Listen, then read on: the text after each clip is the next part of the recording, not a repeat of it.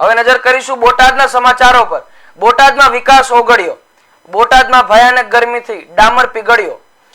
દીનદયાળ ચોક પાસે નવો બનેલો રોડ ગરમીમાં ઓગળ્યો છે। રાહદારીઓ લપસ્યા અને વાહનો સ્લીપ થયા છે।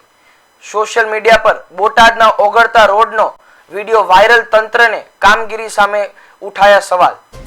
કોન્ટ્રાક્ટર વિરુદ્ધ કડક કાર્યવાહીની સ્થાનિકોની માંગ છે। મહિલાઓના ચપ્પલ ડામરમાં ચોંટ્યા છે। દીનદયાળ ચોકના ટાવર રોડ પર ડામર પીગળ્યો છે।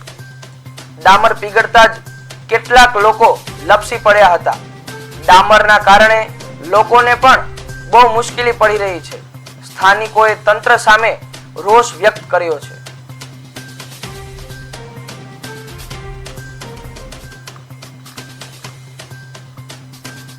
આપણે ટ્રાફિકના જે અધિકારીઓ છે એ મદદ કરી રહ્યા છે।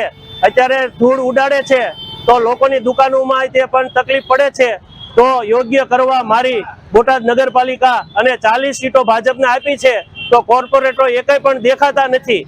તો યોગ્ય કરવા વિનંતી। આપણે ટ્રાફિકના જે અધિકારીઓ